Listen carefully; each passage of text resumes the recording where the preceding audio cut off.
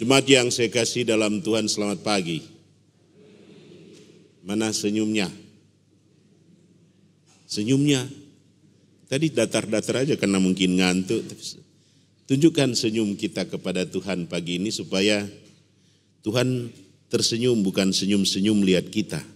Dia tersenyum juga melihat kita karena kita tersenyum kepadanya. Nah, Matius 21 ayat 23 sampai 32. Perintah Allah bukan pilihan. Ya dan lakukan. Nah, ibu bapak saudara-saudara yang dikasihi oleh Tuhan kita Yesus Kristus. Dalam bacaan ini diperdebatkan tentang kuasa ya. Kuasa Kristus itu sendiri. Ada seorang sosiolog asal Jerman.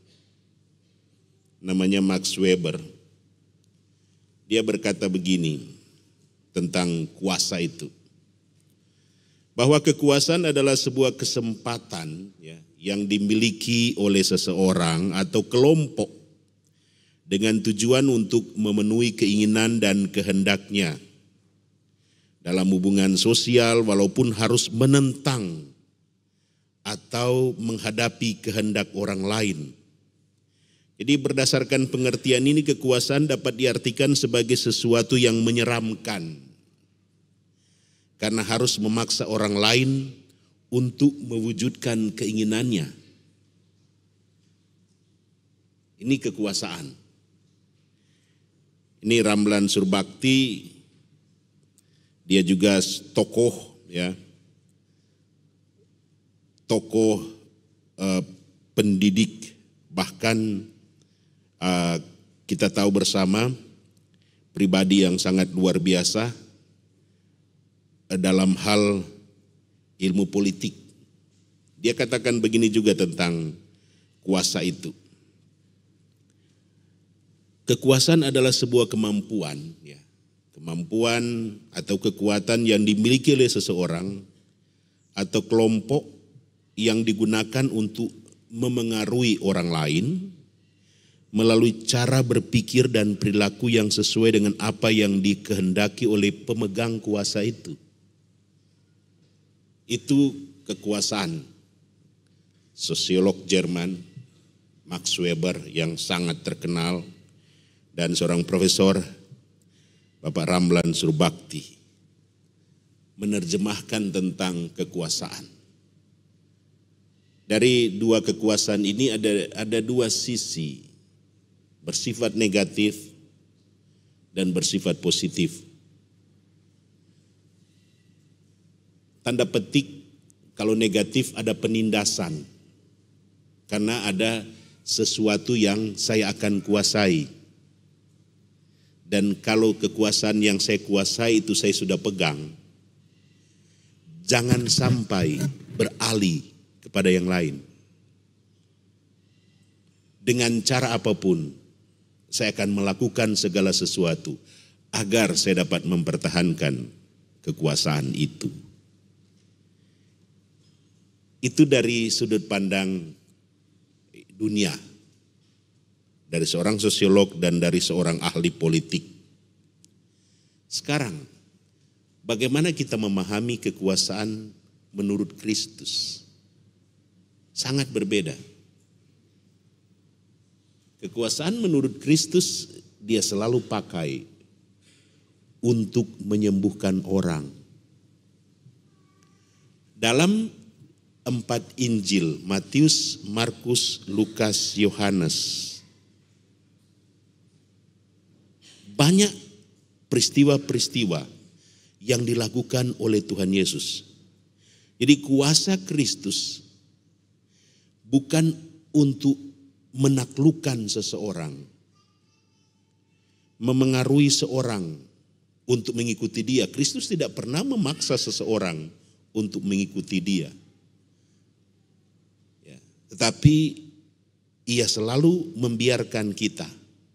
Apakah saya mau memilih dia atau tidak? Karena menjadi orang Kristen bukan suatu paksaan. Beriman kepada Kristus juga bukan merupakan suatu paksaan. Ibu bapak hadir di tempat ini, apakah dipaksa? Tidak. Kuasa Kristus lebih dilihat dari suatu rangkaian mujizat dari Tuhan untuk manusia. Apa bentuk mujizat itu? Ya seperti yang saya catat di sini, untuk menyembuhkan. Menyembuhkan di sini bukan hanya dalam pengertian ketika ibu bapak kanker sembuh. Ketika ibu bapak terlalu banyak makan saksang, tinorangsak, apalagi itu. CI, ya orang Kupang itu saya tadi malam lihat di YouTube. CI di Baun di NTT sana itu enak sekali. Saya sudah 2 kali pergi ke Kupang makan itu enak sekali. Bukan dia hanya sekedar menyembuhkan orang yang kena asam urat, bukan. Atau kena terlalu banyak makan daging lalu kena darah tinggi. Atau karena terlalu banyak makan yang manis-manis, terus kita kena diabetes. Bukan hanya itu maksudnya. Tetapi yang menyembuhkan di sini lebih bersifat menyeluruh. Hati yang hancur, hati yang rusak, ia mampu sembuhkan. Itu kuasa yang dimiliki oleh Yesus. 2, untuk menyelamatkan manusia. Dari apa? Dari dosa yang kita buat. Dosa pilihan yang dibuat oleh manusia. Saya mengambil untuk berbuat dosa. Sama seperti ketika ibu bapak datang ke gereja di sini. Bukan karena dipaksa, dan ketika ibu bapak juga memilih untuk melakukan sesuatu yang jahat kan bukan dipaksa. Oh saya dipaksa oleh suami, dipaksa oleh istri, dipaksa oleh orang tua, oleh anak-anak, dipaksa oleh kekuatan di balik saya, nggak ada. Ketika saya berbuat dosa itu adalah kehendak manusia itu sendiri. Jangan pernah menyalahkan orang ketika ibu bapak berbuat dosa. Itu adalah pilihan yang kita lakukan pada saat itu. Nah, Kristus datang untuk menyelamatkan melalui apa? Kuasa kebangkitan. Andai kata Kristus tidak dibangkitkan, sia-sialah pemberitaan kami, sia-sia juga kepercayaan kamu. Itu kan yang Paulus katakan. Jadi menyelamatkan karena ada kuasa kebangkitan. Saya berdosa dan diselamatkan oleh Tuhan. Saya dulu jauh dari Dia. Sekarang saya sudah semakin mendekat dengan Dia. Dulu saya melakukan tindakan-tindakan yang tidak sesuai dengan perintah Allah. Kini saya makin mendekat dengan Tuhan karena saya berpikir ketika saya makin jauh dari Tuhan, kehidupan saya tidak pernah mendapatkan banyak keuntungan di dalam saya membangun relasi dengan Tuhan. Tetapi ketika saya menjauhkan itu semua melalui kuasa kebangkitan Kristus, makin mendekat dengan Kristus. Sehingga saya menjadi serupa dengan Dia. Itu karena apa? Kuasa kebangkitan. Lalu dalam banyak hal Alkitab juga mencatat tentang kuasa Kristus mengendalikan alam. Angin ribut diredakan. Pohon ara yang tidak berbuah kering. Artinya banyak hal kejadian-kejadian alam diredakan oleh Tuhan. Bahkan Tuhan pernah berkata, andai kata kamu memiliki iman sebesar apa? Biji sesawi, kamu dapat memindahkan gunung itu tercampak di dalam lautan. Artinya untuk sesuatu yang tidak mungkin, yang alam buat, dapat dikendalikan oleh kuasa Kristus. Lalu selanjutnya, untuk mengusir setan. Ini kuasa Kristus yang luar biasa untuk mengusir setan. Dalam nama Yesus. Dalam nama Yesus Kristus yang sudah mati dan sudah bangkit. Keluar kau dari tubuh orang itu. Tapi banyak kita jadi setan-setan kecil di tengah-tengah persekutuan itu. Sehingga kata gereja di sebelah, kita perlu ditengking. Tanpa saya sadari, di dalam diri saya bercokol setan yang mungkin ganasnya ya 1/5 lah gitu. Perlu ditengking orang itu. Supaya apa? Benar-benar kuasa Kristus menguasai hidupnya dan hidupnya benar-benar bersih, hanya Kristus yang bertahta di dalam hidupnya. Lalu kuasa untuk memberi makan. Berapa orang? Ada 4.000, ada 5.000 orang. Banyak cara Allah memberikan kuasa kepada Kristus untuk memberi mereka makan. Makan di sini bukan hanya dalam kapasitas makanan jasmani, tapi makanan rohani pula. Dia mengatakan, kalau kamu makan dengan roti yang aku berikan kepadamu, kamu tidak akan lapar lagi. Pada waktu Yesus memberi makan 5.000 orang. Dan dia mengatakan, akulah air kehidupan itu. Ketika ada seseorang yang menimba air di dalam sumur, Yesus minta, berikan aku air. Lalu perempuan bilang, bagaimana mungkin seorang yang dimusuhi oleh bangsamu memberi engkau minum?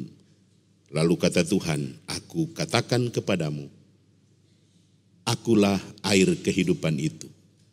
Kalau engkau minum air yang kuberikan kepadamu, engkau tidak haus lagi. Artinya apa? Roti dan air yang akan kita rayakan bersama-sama pada pagi ini, itu menunjukkan bukan hanya sekedar saya dikenyangkan secara jasmani, tetapi rohani saya juga harus dikenyangkan di dalam Tuhan.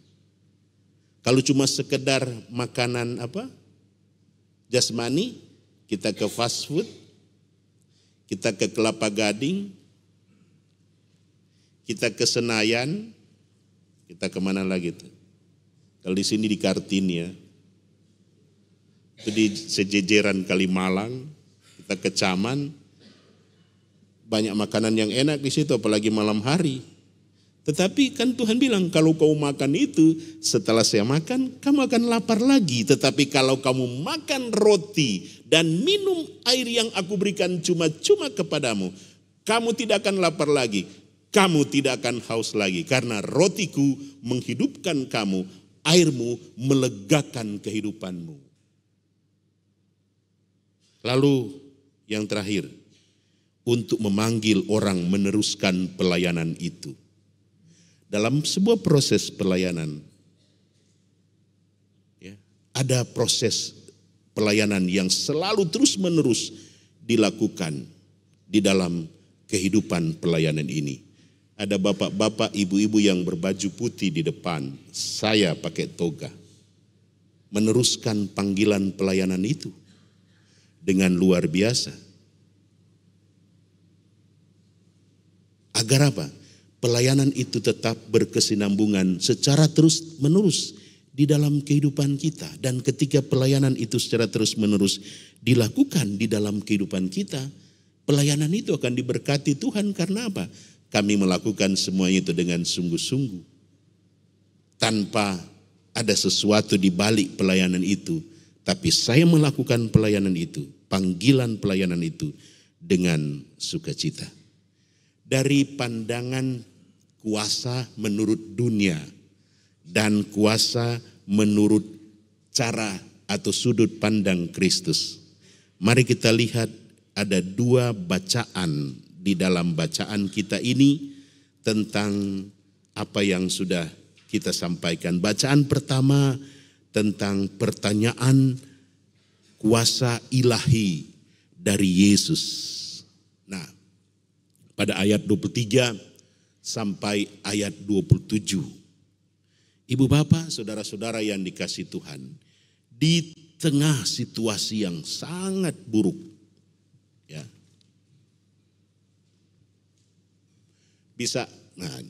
di tengah situasi yang sangat buruk, ya, apapun dan dimanapun sikap yang paling dibutuhkan adalah tenang. Bapak Ibu, di sini ada pilot? Ada enggak? Ada yang pramugari atau mungkin apapun itu. Ketika terjadi turbulensi di pesawat yang kita tumpangi, semua orang akan cari Tuhan terlebih dahulu. Mau dia agama manapun, dia Hindu, dia Buddha, dia Konghucu, dia Muslim, dia Kristen, sama-sama akan mencari Tuhan dengan cepat. Sama-sama pasti bingung. Tetapi ada satu istilah di dalam dunia penerbangan, don't panic. Siapa yang harus tidak panik di situ? Pilot. Bagaimana kalau pilot dengan penumpang sama-sama kebingungan? Kapal atau pesawat itu akan mudah jatuh. Nah, apa yang terjadi di dalam bacaan ini ya? Situasi yang buruk jika terjadi di dalam hidup kita, yang dibutuhkan adalah tenang. Ini merupakan sikap yang dibentuk melalui pengalaman iman seseorang. Jadi pembelajaran kita, kalau hidup yang saya lalui ini adalah sebuah proses pembelajaran iman yang luar biasa, maka pengalaman-pengalaman iman yang ibu bapak miliki akan membuat saya untuk kuat menghadapi banyak masalah, banyak cobaan. Nah, salah satu hal, tenang. Jangan panik menghadapi persoalan hidup. Kita belajar dari Yesus bagaimana ia tetap tenang ketika berhadapan dengan para imam, kepala tua-tua bangsa Yahudi atas pertanyaan-pertanyaan yang menjebak. Bagaimana tentang baptisan Yohanes? Itu yang dikatakan, dengan kuasa manakah engkau melakukan semuanya itu? Karena beberapa peristiwa sebelumnya Yesus menunggang balikan orang-orang yang berjualan di halaman bait Allah. Mereka masih marah dengan Tuhan Yesus ketika Tuhan Yesus melakukan itu. Ya. Nah, ibu bapak, saudara-saudara yang dikasihi oleh Tuhan, ketika Yesus mengajukan, aku juga mau mengajukan satu pertanyaan. Jikalau kamu memberikan jawaban kepadaku, aku akan mengatakan juga kepadamu dengan kuasa manakah aku melakukan hal-hal ini. Pertanyaannya sepele, dari manakah baptisan Yohanes? Bingung mereka. Kalau mereka lang mempertimbangkan, jikalau kita katakan dari sorga, ini kata para imam-imam. Nanti Yesus akan berkata kepada kita, kalau begitu, mengapa kamu tidak percaya kepadanya? Tapi jikalau kita katakan dari manusia, orang banyak yang ada di sekitar pada saat itu yang sudah percaya kepada Yohanes, pasti akan lempar mereka dengan batu. Akhirnya mereka katakan, kami tidak tahu. Apa kata Yesus? Aku juga tidak akan pernah mengatakan kepadamu dari mana datangnya kuasa itu kepadaku. Sebab ketika kita berdebat dengan orang yang sudah kepala batu, mau sampai kapanpun, dia tetap akan berpendirian, tetap seperti itu. Jadi kalau ada di antara ibu bapak yang kepala batu, lebih baik sang suami atau sang istri diam dan tenang. Batu dengan batu dipukul bersama-sama, jadinya apa? Pecah berkeping-keping, jadi kerikil. Kerikil dengan kerikil bertemu jadi sirtu. Sirtu dengan sirtu bertemu jadi pasir. Akhirnya jadi abu. Kalah jadi abu, menang jadi arang. Kalau hari raya korban masih enak. Arang itu kita bisa bikin alat untuk pembakar sate. Kalau raya kurban. Jadi ketika ada batu ketemu dengan batu, satu harus tenang. Jangan jawab. Apalagi kalau istrinya sudah bilang pokoknya. Coba istri bilang pokoknya. Bisa dilawan? Istrinya cuma S0. Maksudnya SMA. SMA pun tidak lulus. Suaminya S3. Kalau istrinya yang S0 bilang pokoknya, ngana PS3 tidak akan mempan dengan kata istrimu itu. Pokoknya. Jadi yang paling baik, salah satu harus tenang. Salah satu harus diam. Diam bukan berarti kalah. Tips buat suami istri yang salah satunya kepala batu. Tapi saya rasa nggak ada yang di sini. Mungkin di ibadah jam 10 dan ibadah jam 5 sore nanti. Tetapi kalaupun di antara Bapak Ibu yang hari ini ada, hari ini hadir, ada, ya ojo ngono lah gitu kan. Salah satu harus tenang. Praktekkan sebentar. Kalau istri marah-marah, suami diam. Kalau suami marah-marah, itu yang susahnya. Istrinya pasti lebih marah-marah. Karena apa? Tidak ada yang satupun. Istri tidak akan pernah mengalah. Pak Pendeta sudah berikan kesaksian dirinya. Ini kan tidak live streaming toh? Istriku tak dengar. Tapi biasanya begitu ya bapak-bapak ya. Istri itu sulit dikalahkan. Kita pakai teori apapun, kalau istri sudah ngomong pokoknya, selesai semua. Lebih baik kita diam, tidur. Kalaupun tidur dia masih marah-marah, minum obat tidur 3 sekaligus. Nah inilah cara Yesus mengatakan, harus tenang. Mereka tidak dapat melepaskan dan melupakan begitu saja apa yang sudah dilakukan oleh Yesus melalui peristiwa sebelumnya dengan mengobrak-abrik lapak para pedagang di halaman Bait Allah. Tindakan Yesus adalah bentuk perlawanan terhadap para penguasa Bait Allah pada saat itu. Itulah sebabnya para imam kepala dan tua-tua mengajukan pertanyaan mengenai kuasa yang dipakai oleh Yesus pada saat itu. Nah, ibu bapak saudara-saudaraku yang saya kasih di dalam Tuhan kita Yesus Kristus. Apa yang mau dikatakan kepada kita pada saat ini benar-benar memberikan sebuah pemahaman yang baru tentang kuasa Kristus. Kemudian dalam kisah yang kedua, ya, Yesus tetap tenang sehingga ia dapat menebak. Ya, kalau kita tenang, suami istri, maaf ya para istri, karena saya laki-laki, jadi istri yang saya ngomong. Kalau istri, tips buat bapak-bapak, kalau istri misalnya, nanti mereka marah waktu saya salaman sebentar lah gitu. Ini kalau istri suka ribut gitu ya, ya kita kan, bapak-bapak kan bukan bodoh-bodoh amat tuh. Bukan, kita ini bapak-bapak bukan bodoh-bodoh amat. Kadang-kala kita lakukan ini supaya apa? Rumah tangga ini berjalan dengan baik. Tapi kalau bapak-bapak juga sudah sama seperti istri-istri, ya selesai sudah. Jadi kita kan tahu menebak, istriku sebenarnya kan buat begini kan karena mungkin bulanannya kurang gitu toh.